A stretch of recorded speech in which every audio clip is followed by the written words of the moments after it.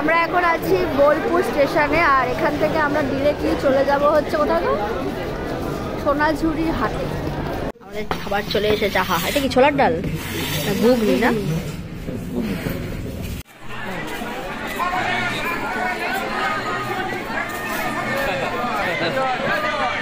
জয় Shiva Shambhu. Good morning বন্ধুরা, কেমন আছো তোমরা সবাই? আশা করছি সবাই খুব ভালো আছো, আমরাও খুব ভালো আছি। আমার নতুন একটি ব্লগে তোমাদের সকলকে অনেক অনেক স্বাগত জানাই। আজকে আমরা আছি তারাপীঠের সেকেন্ড দিন, আর এখন আমরা বেরিয়ে যাব, কারণ কালকে আমরা এসেছি, কালকে পুজো দিয়েছি সব কিছু। আর আজকে হচ্ছে এখন বাজে হচ্ছে, তারা বলে দিচ্ছি, এখন বাজে হচ্ছে 9টা 35। আর আমরা এখন এখান থেকে বেরিয়ে যাব। আমরা এখান থেকে যাব হচ্ছে বোলপুর।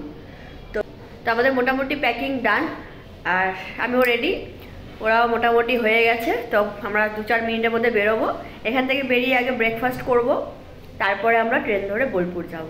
তো চলো আর বেশি বকবক না করে আজকে দিনটাকে শুরু করি, ব্লগটা শুরু করি। তোমরা দেখতে থাকো, আশা করছি আজকে ব্লগটা তোমাদের সকলেরই খুব ভালো লাগবে। বেরিয়ে পড়েছি বন্ধুরা, এখন এখান থেকে আমাদের টোটোও চলে এসেছে। টোটো ধরে তারপর আমরা যাবো হচ্ছে স্টেশন। ট্রেনটা পাওয়াটা খুব চাপ হয়ে গেল, কারণ একটু লেট হয়ে গেছে, 10 মিনিট দেরি হয়ে গেছে। আমাদের যেহেতু সময়টা অনেকটা দেরি হয়ে গেছে, ওই জন্য আমরা ব্রেকফাস্ট করার সুযোগ পাইনি, সময়ও পাইনি। সুযোগের থেকে বড় কথা সময় পাইনি। তো একেবারে ওখানে পৌঁছে বোলপুর নেমে ওখানে ব্রেকফাস্ট করব। আমরা এখন আছি বোলপুর স্টেশনে, আর এখান থেকে আমরা ডিরেক্টলি চলে যাব হচ্ছে কোথাও তো সোনাঝুরির হাটে।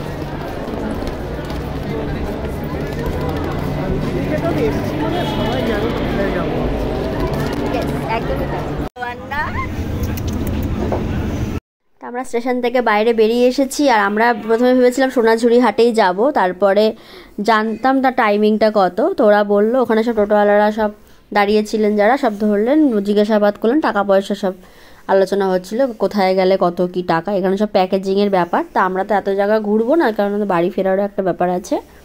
তো আমরা বললাম সোনাঝুরি হাটে যাব আর কঙ্কালীতলা যাব। তো সেই অনুযায়ী ওরা টাকা নেবে আর কি। আর ওদের যে প্যাকেজ, সে প্যাকেজ তো আলাদা রয়েছেই।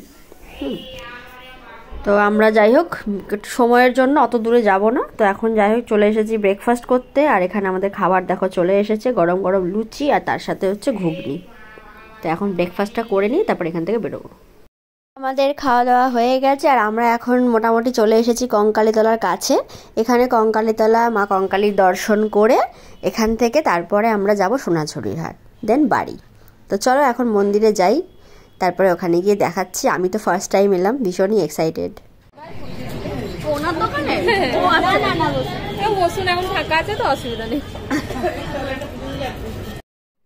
এখানে যে দোকানগুলো আছে, যেখান থেকে ডালা সংগ্রহ করা হয়, সেখানে একটা টুলে বসে জুতো টুতো খুলে নিলাম, খুলে হাত টাত ধুয়ে নিয়েছি। আমরা কেউ পুজো দেবো না, কিন্তু সুব্রতদা বললো পুজো দেবে, সেই কারণে ও একটা ডালা নিয়ে নিয়েছে।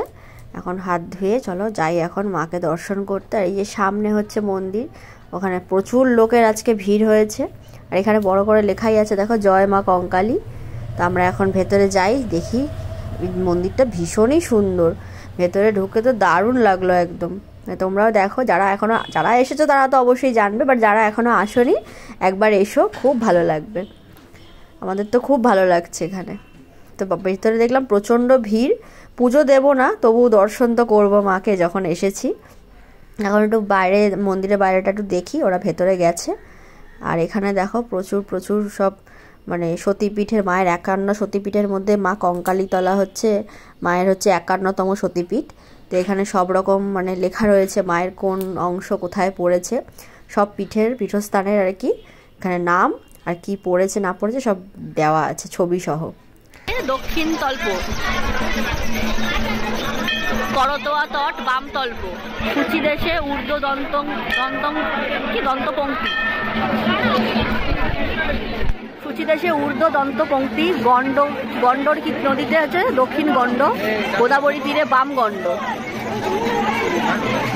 জন্মস্থানে চিবুক, প্রবাসে উদর, অট্টহাসে অর্ধ ওষ্ঠ, ভৈরব পর্বতে ঊর্ধ্ব ওষ্ঠ, সুগন্ধায় নাসিকা, জ্বালামুখীতে জিবা, শর্করায় 3 চক্ষু,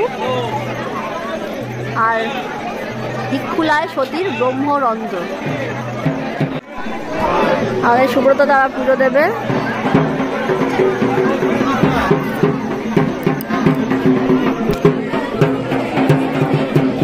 মা ভালো করো, মা সবাই ভালো করে চলো।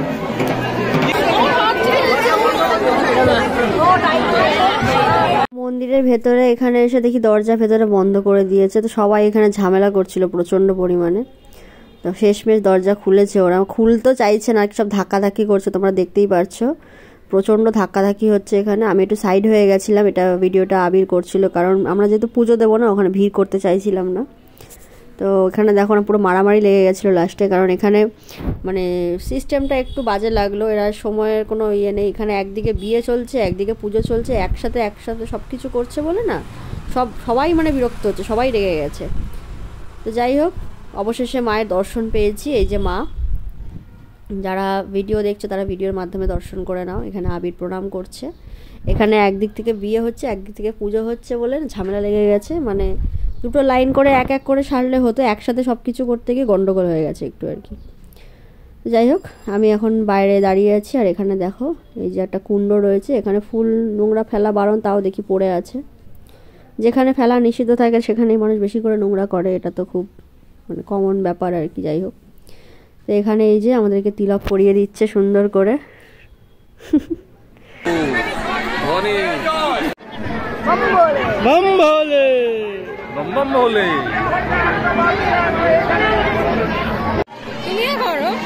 ছোট্ট করে করে দাও।